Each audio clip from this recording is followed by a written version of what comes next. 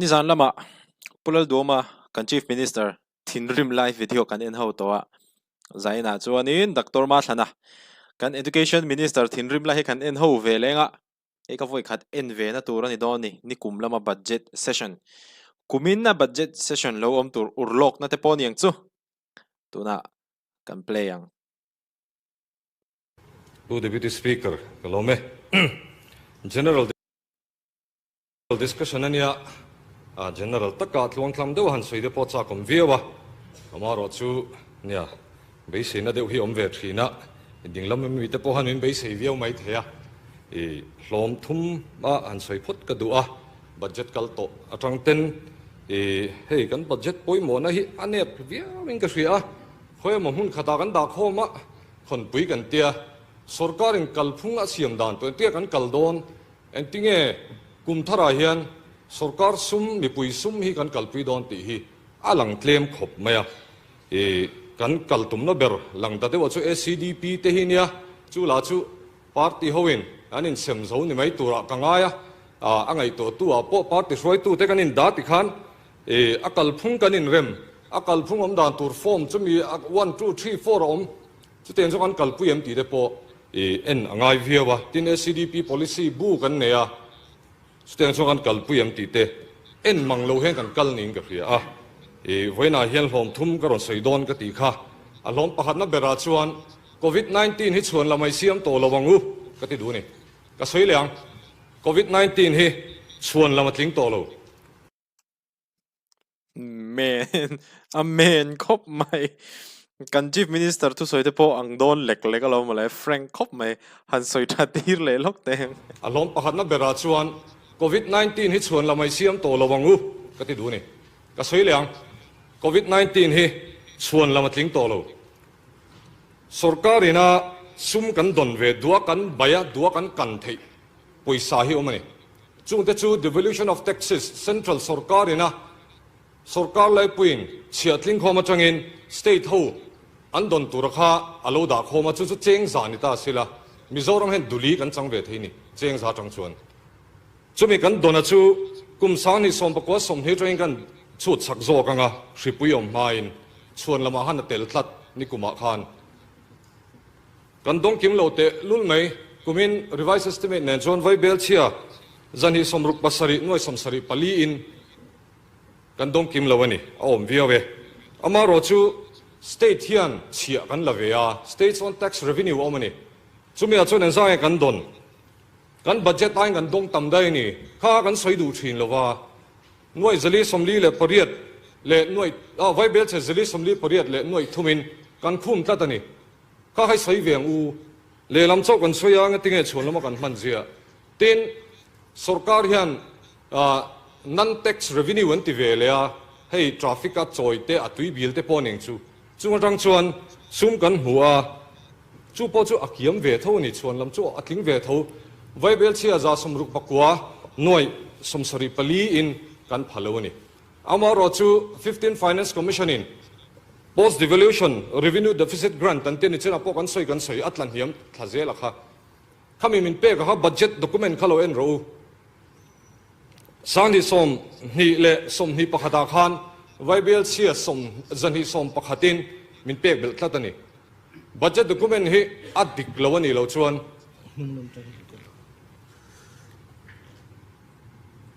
เช็ดกันทางโลกอ่ะ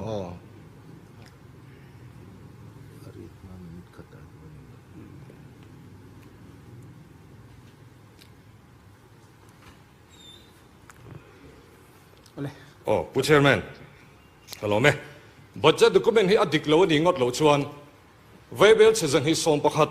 หน่วยสมรีเปรียดกันหูเบลทัดนี่สุดที่นี่ชวนกันเลยบ้าค่ะเลยบ้ากันลากเบลเทียจูปอจู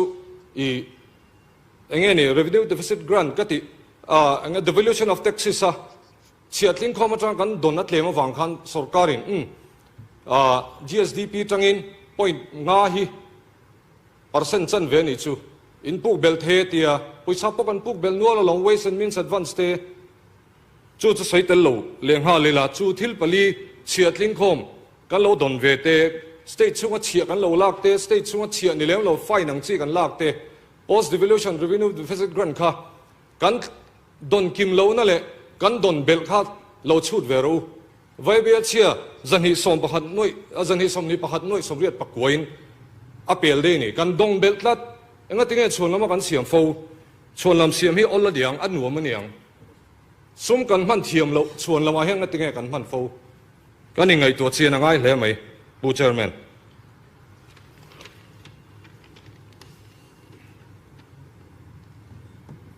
nikum budget a khan vai bel chia sang hi zaruk somthum pan hi ti kha kan don kim lo ti kha talan ni a om view mai tuna chon data tharom to kha chu soi fo lo wangu vai bel che sang hi zaruk somthum pan hi kha om zia nei to lo tuna chuan thil kan don bel le cheu to kha chuan lam tling lo ti kha i kan soi duwa i sum lama kan har sat chan chu ho to pa berin sum en kol lama i ngai tuna seng tok lo ani mai MLA hei lampanga a minister ni lo jan no pang ber kania lalber korhak lo te po ano pang bering kan soi cho te po ngai te po ni mana a siam khop mai bulami ten kan faka atak hi soyang u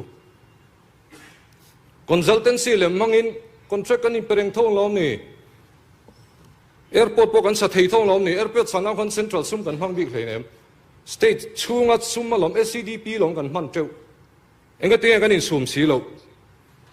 ngoi thum kan semang kan te kan sem thei lo chana covid kan puwa family base kan kalpui ma khan SCDP noya hian vai bel che sang ni chung kan lo kalpui tong lom ni vai bel che sang ni chung khan engzang kan sem theiang sin hi sanga ai sang ju kan sem thei kan tum lo wang chuan lam covid kan nei wang ani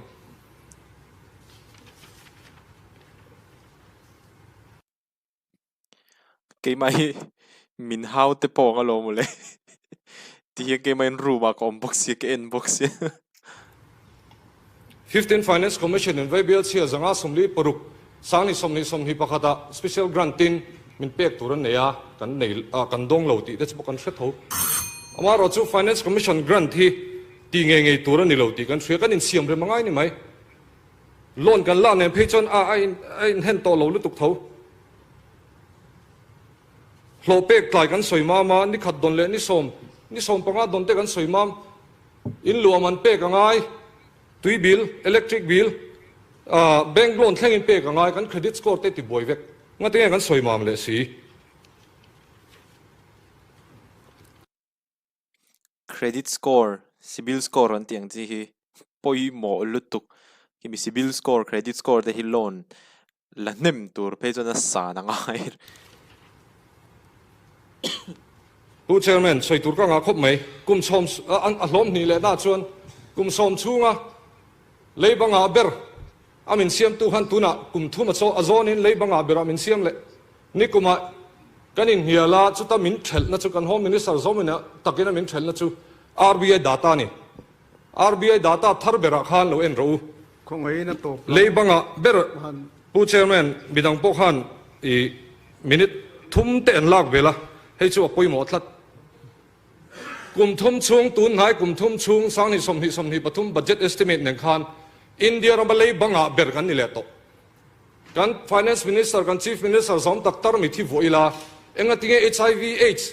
ve tam berte kan in ti kan tam reng hreinem a number kan soi du te chuan kan forest area te hi a tam kan ti a area te nia mase Maharashtra forest area te ko chan ve kan thaleinem chutiang so tarmit kan in vo luya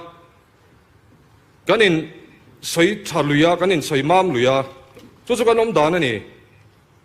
u chairman soi tur tam khop mai kan in bo sai nem khop mai e du tok tran don to mai ila hei kan du tok tran don anga thil pakhat te kan talan du chu ram hian ma son na turatan economic services hi mamoni chu economic services a chuan state hian nge malak tum ve na lo en ro agriculture han noi khat chiam abak chu economic services a han capital expenditure capital outlay a han state in tum ve nga nei hinem central atanga katia in khai din ruat kan tum zen enge niang ma kan la in kum thar thu soya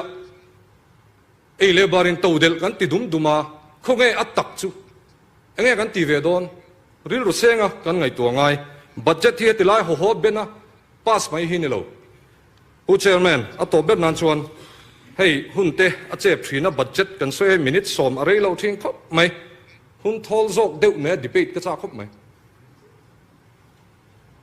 healthcare scheme chung changte covid 19 chung changte restricted tender chung changte budget a eng priority nge kan pek chung changte hi hun thol zok ne ya ti hi ka cha khop mai ti kha kan sei du ani e lo me Châu khop mai education minister Dr. Ma Thada hemi debate a ka châu tiang zong a thu soi po khi mun dang a po ngai thatawa tun tha a budget session om do na a ngai nom do na ni a bak chu ka soi thui vak lawanga soi thui vak tur po ka nei lem lo kai phei chonin tianin ka ngai tha a ka she chho ve zela thil te po a she tak takin om don ti ka hria chu wang chonin comment section lampa hanin ron comment le phot mai te u